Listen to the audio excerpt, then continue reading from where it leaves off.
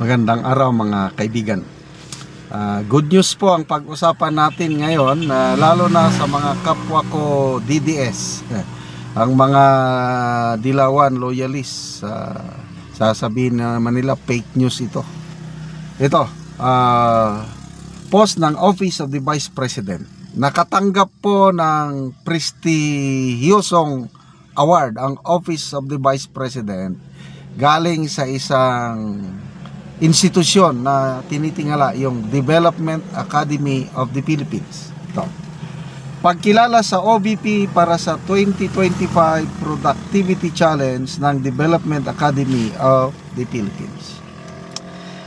Nakatanggap ng special citation ang Office of the Vice President mula sa Development Academy of the Philippines sa ilalim ng 2025 Productivity Challenge Paperless 1 million sheets of paper saved.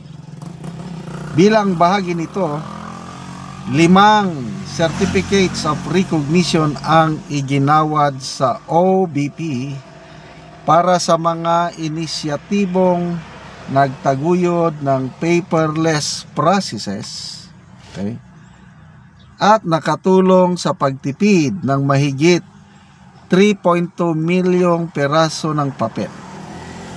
Kabilang dito ay ang pagproproseso ng Medical and Burial Assistance Program sa pamamagitan ng Social Services Program Information System, paggamit ng Digital Client Satisfaction Measurement sa OVP, libreng sakay program, pag-optimize ng digital platforms sa pag-review ng mga summary of agreements, resolutions, and presentations sa iba't ibang committee ng OVP, pagsulong ng digital issuances management at implementasyon ng digital help desk.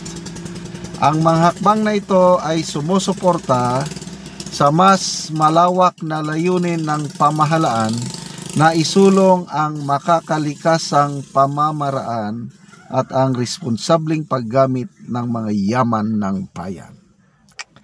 Congratulations po sa Office of the Vice President. Dito ko lalong makita yung leadership, effective leadership ng ating Vice President, ang kanyang good governance. Napatunayan na yan nung mayor siya ng Davao. I don't know, nakailang terms ba siya doon? Nakadalawata. Kasi yung pangatlong term niya noong 2022 hindi na natuloy dahil nagkandidato namang Vice President.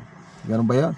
At ang isang matandaanan kong legacy projects niya doon, yung naging debt-free ang Davao City.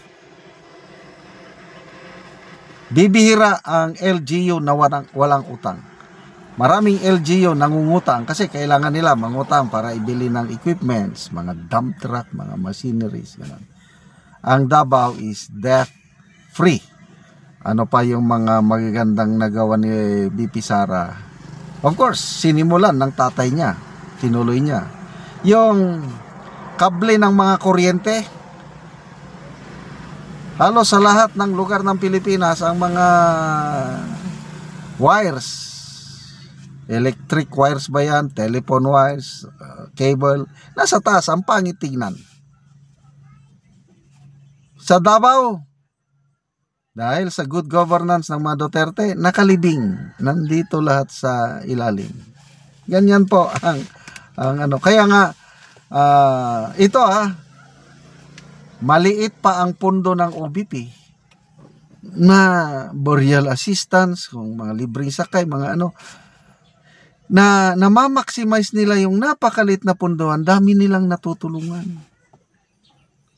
So, how much more kung siya ang maging presidente? Kaya ako, excited na ako na election na for 2028 dahil gut feeling ko lang ito analysis ko, opinion ko, mananalo at mananalo by God's grace, of course. The blessings of God, babalik ang isang Duterte sa Malacanang. And kaya nga, magtiis na lang tayo ngayon kasi nga, wala tayong magawa, binutuhan na natin itong presidenteng ito. So be it.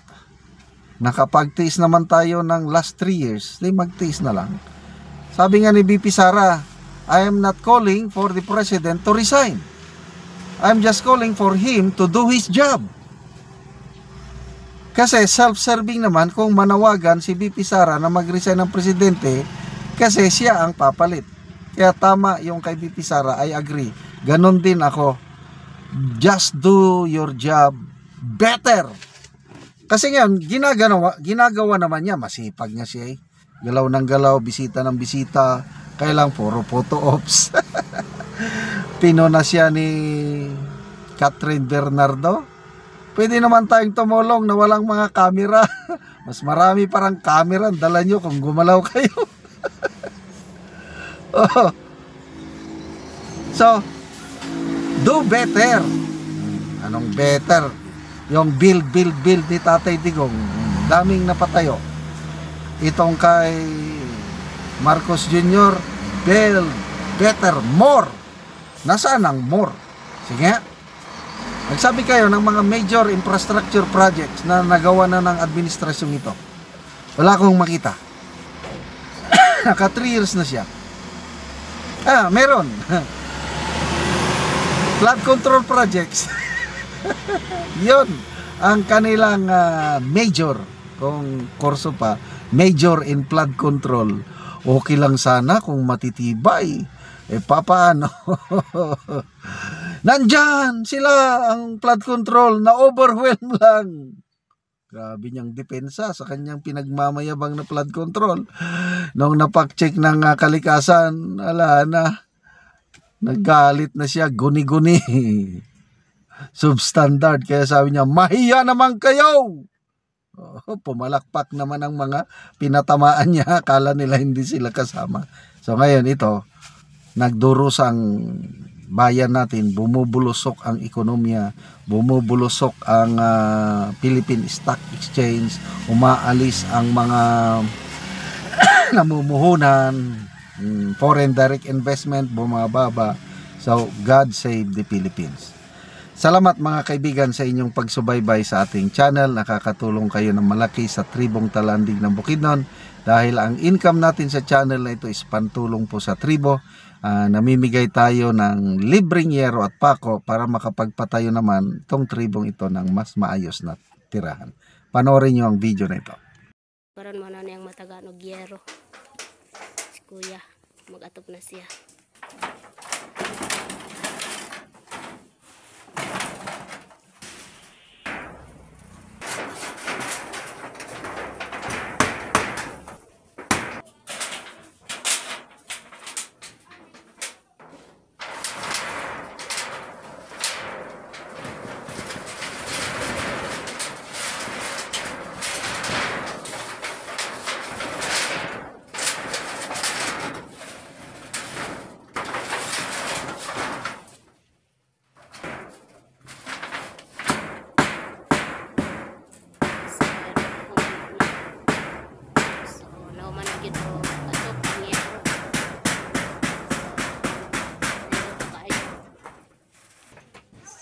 Nagyod o atop ang yero nga balay ni Lola.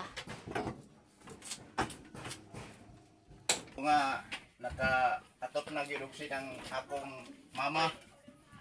Salamat sponsor og sin. Dagan kayong salamat kay naka-atop na gyud. So nahuman ang balay ni Lola. Nahuman na gyud ang balay sa akong mama gyud. Oo. So si Uncle ang nag-atop sa balay. So na kay anak Col. Isa. So si Uncle na ay anak na isa. Aya pag nakatop gyud og gyud.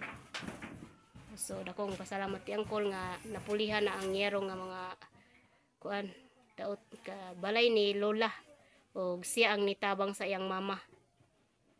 So iyani sa iyang mga balay, so siya ang nagtabang kay si lola wala naman siya ay bana, ang anak na lang ang nabilin.